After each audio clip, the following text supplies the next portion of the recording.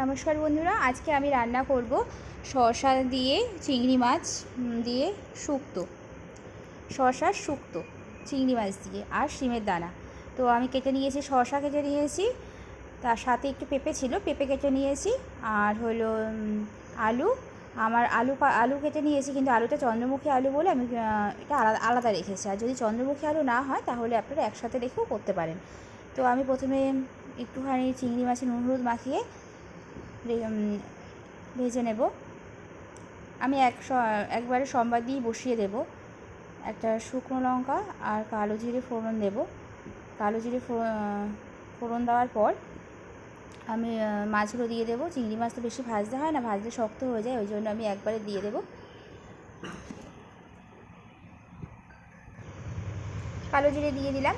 এবারে আমি কালো জিরে নাড়া দেওয়ার পর একটুখানি মাছগুলো দিয়ে দেবো। মাছগুলো একটু নাড়াচাড়া করার পর আমি সবজিগুলো দিয়ে দেবো। মাছগুলো নাড়াচাড়া করলাম। মাছগুলো আমি বেশি ভাজবো না, ভাজার দরকারও নেই। এবার আমি সবজিগুলো দিয়ে দিলাম। এর মধ্যে শসা আর হলো অল্প একটুখানি পেঁপে ছিল, পেঁপেটা আমি কেটে দিয়ে দিয়েছি। এগুলো নাড়াচাড়া দেবো। একটু নাড়াচাড়া করার পর আর রান্নাটা একটুখানি ঢেকে করতে হবে। আর গ্যাসটা একটু কমিয়ে করতে হবে, কেননা গ্যাসটা হাই দিয়ে করা যাবে না। লবণ দিয়ে দিলাম। লবণ দিয়ে এটাকে আমি চাপা দিয়ে রাখবো বেশ খানিকক্ষণ।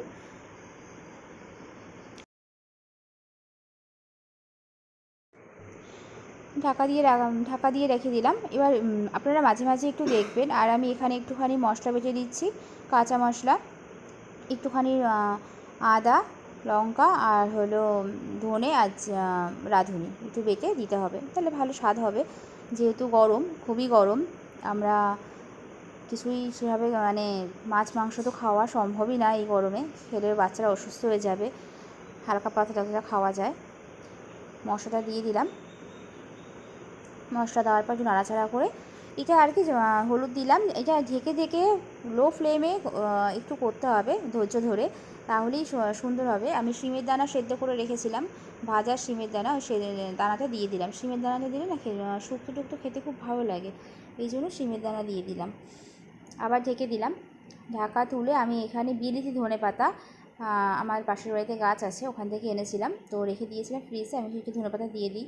বিলিতি ধনেপাতা, যেহেতু বিলিতি ধনেপাতা একটুখানি মোটা হয়, এই জন্য একটু আগে দিয়ে দেবেন। আগে দিলে খুব সুন্দর সেদ্ধ হয়ে যাবে। ঢেকে দিয়েছি আমি।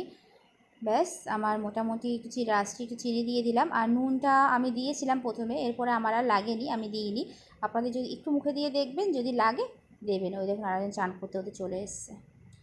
ঠিক আছে, তো এটা আমার রান্নাটা প্রায় হয়ে গেছে, দেখতেই পাচ্ছেন। একটু ঘন ঘন মতো হবে, হলেই এটা হয়ে যাবে।